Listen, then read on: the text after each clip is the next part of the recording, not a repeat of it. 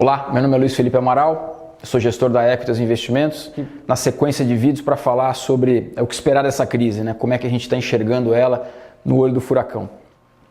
A principal incerteza do mercado hoje é quanto tempo a gente vai voltar à normalidade, quanto tempo vai demorar para a economia voltar como era antes, talvez não volte da mesma forma, mas quanto tempo vai voltar para a gente viver a nossa vida normalmente e com isso, qual será o impacto da economia ao final desse período de crise. A gente está tendo duas crises ao mesmo tempo, uma crise, dois cisnes negros, como se diz. Cisne negro é uma terminologia que foi popularizada pelo Nassim Taleb em 2008, ele quer dizer um evento de grandes proporções, com impacto grande e com uma probabilidade baixa. A gente está vivendo dois ao mesmo tempo. Um é uma guerra por preço de petróleo para baixo e a outra é uma pandemia que tem um impacto econômico potencialmente brutal, e essas duas elas poderiam acarretar aqui um problema grande no mercado de crédito. Mas em relação ao que o mercado está vendo hoje, o mercado está vendo com bastante incerteza, tem variáveis tanto mais benignas quanto mais negativas em relação ao desenrolar dessa crise. A questão tem muita incerteza, não dá para saber ainda para onde é que as coisas vão. Quais são as incertezas principais? Estão vinculadas à descoberta de novo tratamento para a doença, pode ser que a gente encontre uma solução, os pesquisadores estão todos atrás de uma resposta para a epidemia, isso pode ser que aconteça ou não, há tempo. O clima faz a diferença ou não, uma dúvida em relação a como é que vai ser o impacto no Brasil, se o calor faz alguma diferença, tinha essa esperança que talvez fizesse, os dados mais recentes sugerem que não faz tanto. Estrutura do sistema de saúde é muito importante de país a país, perfil da população, aqui está falando de população etária e perfil de hábitos, inclusive, que tem impacto em saúde, aspectos culturais, que conforme as pessoas vão se conformar a seguir as orientações e planos que estão sendo traçados para combater a epidemia. Na Ásia, onde a crise começou, a gente viu que populações aí têm aqui culturalmente uma aderência maior a regras, Então a gente viu o que aconteceu na China, na Coreia, no Japão, com bastante disciplina por parte da população. Aqui no Ocidente, talvez, ou muito provavelmente, nada parecido com as medidas que foram implementadas nesses países pode ser implementada com o mesmo rigor, com a mesma eficiência, em função de questões culturais. Como respondemos à epidemia? Isso aqui é fundamental. Como é que hoje as pessoas entendem que a coisa certa a fazer é fazer o lockdown que está sendo feito na Itália, que foi feito na China, que está sendo feito, tentando se fazer na Itália com certo atraso, e na Espanha. Quer dizer, a gente vai nesse caminho até o fim da epidemia, isso está no ar ainda. São todas incertezas. Todo mundo hoje está olhando para essas curvas, de como é que os novos casos estão evoluindo ao longo do mundo. Na China e na Coreia se já tem a figura de um ciclo que foi cumprido. A Itália parece que chegou a um topo, na Espanha também. Os Estados Unidos está numa crise, numa fase ascendente ainda da curva. E no Brasil a gente está também mostrando aqui um perfil de curva bastante acelerado, que sugeriria aqui um impacto bastante grande para a gente. Tem possíveis lados positivos também. Isso aqui é uma pesquisa feita, na verdade um estudo feito pela Universidade Johns Hopkins dos Estados Unidos, que é uma referência mundial em medicina, e eles mostram aqui algumas diferenças de perfil de população, fazendo uma comparação do Brasil com a Itália e com a China, onde se mostra que, por exemplo, o percentual de fumantes no Brasil é muito menor do que nesses países, Isso é importante em função da questão dessa epidemia ser uma epidemia com problema respiratório.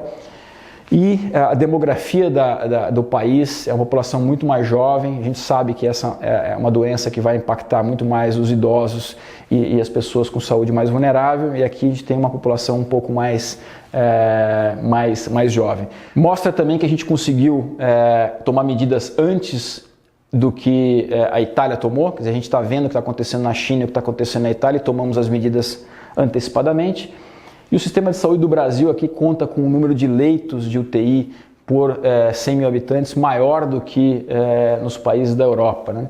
Então aqui a gente tem, do lado negativo, uma possibilidade de ter um número de casos grandes, com uma extensão longa do período de lockdown da economia, e do lado positivo, possível tratamento que surja, e isso combinado a um impacto menor da doença no sistema de saúde do Brasil pode levar ao encurtamento desse lockdown, quer dizer, uma resposta diferente do que você tem hoje em mente em relação a como é que se trata disso. E por que isso é importante?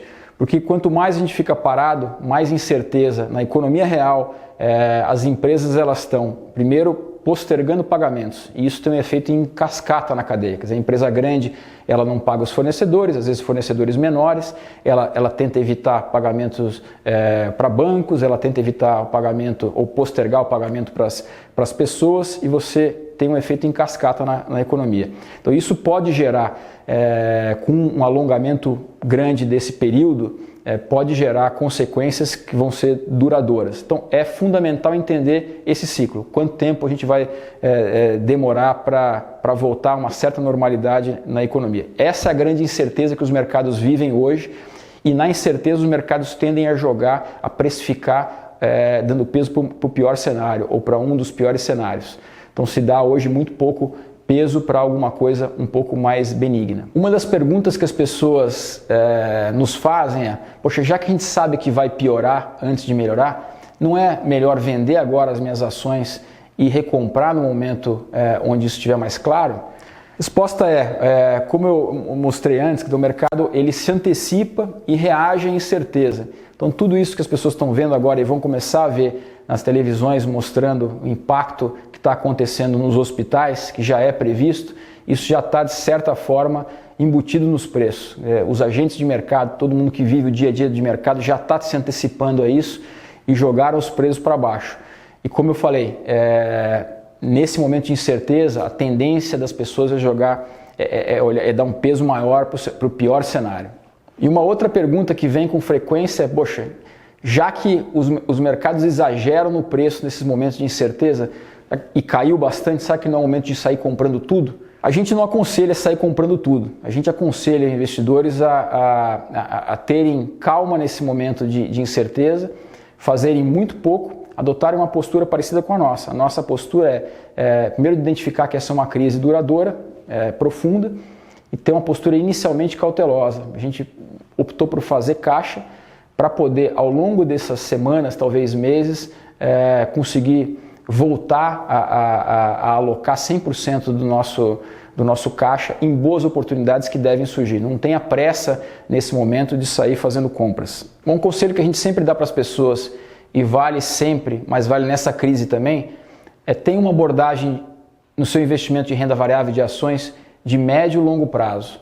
Estamos falando de alguns anos. Quem tem essa disciplina, essa tranquilidade para separar recursos ao longo do tempo e ir colocando para montar um patrimônio de médio e longo prazo, essa é uma boa hora de se fazer, mas vamos fazer com disciplina, sempre sabendo que pode cair mais, vai fazer pouca diferença se você tem um horizonte de alguns anos, o ponto exato que você compra, e tenha a sua mentalidade já preparada para essas oscilações que podem acontecer.